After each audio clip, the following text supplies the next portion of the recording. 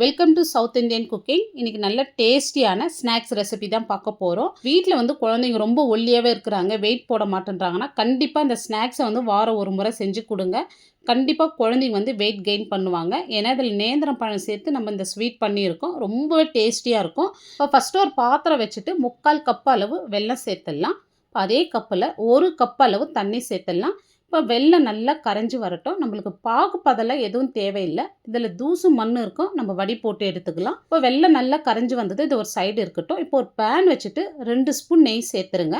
இதில் dry fruits சேர்த்துக்க போகிறோம். பாதாம் முந்திரி வந்து நான் பொடியாக கட் பண்ணிவிட்டு சேர்த்துக்கிறேன். இப்போ இது வந்து லைட்டாக கலர் மாதிரி வந்ததும் இப்போ நான் ட்ரை கிரேப்ஸ் சேர்த்துக்கிறேன். இப்போ ட்ரை கிரேப்ஸ் வந்து லைட்டாக கலர் மாதிரி வரட்டுங்க. இப்போ இந்த அளவுக்கு நல்லா கலர் மாதிரி வந்ததும் இப்போ நம்ம இதை வேற ஒரு பிளேட்டில் வந்து நம்ம மாற்றிடலாம். இப்போ அதே பேனில் வந்து 2 பழுத்த நேந்திரம் பழம் எடுத்து இந்த மாதிரி சின்ன சின்னதாக கட் பண்ணிவிட்டு சேர்த்துங்க. இப்போ அந்த நெய்யிலே வந்து நல்லா வதக்கி விட்டுங்க. இப்போ இந்த அளவுக்கு நல்லா வதங்கி வந்ததும் இப்போ நம்ம கரைச்சி வச்ச வெல்லம் வந்து அப்படியே இதில் வடி போட்டுக்கலாம். வடி போட்டு சேர்த்துங்க, ஏன்னா அடியில் வந்து மண் தூசி இருக்கும். இப்போ இது கூடவே 1 கப் அளவு தேங்காய் துருவலும் சேர்த்துடலாம். இப்போ வாழைப்பழம், தேங்காய் துருவல், வெல்லம் எல்லாமே ஒன்று சேர்ந்து இந்த அளவுக்கு நல்லா வெந்து வரணும். இப்போ இந்த அளவுக்கு நல்லா வெந்து வந்ததும் ஒரு மேஷர் வச்சு இந்த வாழைப்பழத்தை வந்து லைட்டாக அந்த மாதிரி மேஷ் பண்ணி விட்டுங்க. இப்போ இந்த அளவுக்கு மேஷ் பண்ணால் போதும். இப்போ இதிலேயே வந்து 1/2 ஸ்பூன் ஏலக்காய் தூள், ஒரு பிஞ்ச் ஆஃப் வந்து சால்ட்டு சேர்த்துங்க. இது ஸ்வீட் நல்லா என்ஹான்ஸ் பண்ணும். இப்போ இந்த மாதிரி நல்லா சேர்த்து கலந்து விட்டுங்க. இதில் வந்து 1 கப் அளவு தண்ணி சேர்த்துடலாம். இதுக்கு பதில் வந்து நீங்கள் வெள்ளத்திலேயே 2 கப் அளவு தண்ணி சேர்த்து கரைச்சி எடுத்துக்கலாம். இப்போ தண்ணி சேர்த்ததுமே இந்த மாதிரி கொதிக்க ஆரம்பிக்கும். இப்போ வந்து 1/2 கப் அளவு அரிசி மாவு சேர்த்துடலாம்.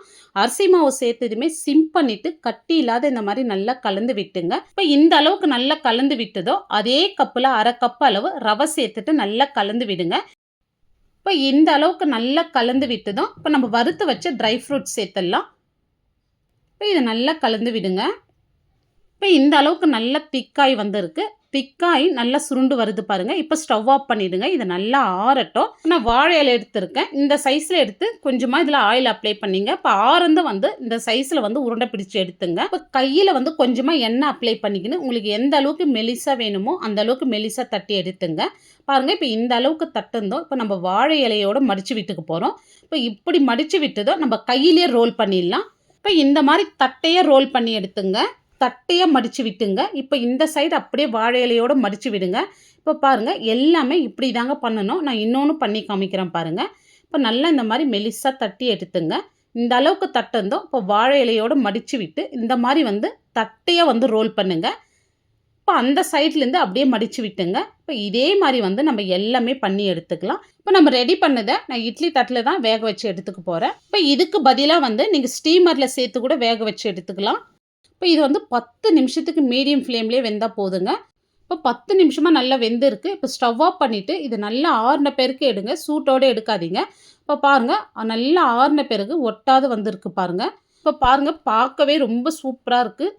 சாப்பிட்றதுக்கு இன்னும் டேஸ்ட்டாக இருக்கும். நல்ல பூ போல் இருக்குது பாருங்கள், புட சொல்லவே. இப்போ இதை செஞ்சிங்கன்னா உங்கள் வீட்டுங்களை எல்லாருமே லைக் பண்ணி சாப்பிடுவாங்க. இந்த வீடியோ உங்களுக்கு பிடிச்சிருந்தா கண்டிப்பாக நீங்கள் ஒரு முறை செஞ்சு பாருங்கள். லைக் பண்ணுங்கள், ஷேர் பண்ணுங்கள். நம்ம சவுத் இந்தியன் குக்கிங் சேனலை சப்ஸ்கிரைப் பண்ணாத பார்த்துட்டு இருந்தீங்கன்னா சப்ஸ்கிரைப் பண்ணிவிட்டு அப்படியே ஆல்ன்ற ஆப்ஷனையும் கிளிக் பண்ணிவிடுங்க. அப்போ தான் நான் போடுற வீடியோ உங்களுக்கு உடனுக்குடனே நோட்டிஃபிகேஷனாக வரும். தேங்க்ஸ் ஃபார் வாட்சிங்.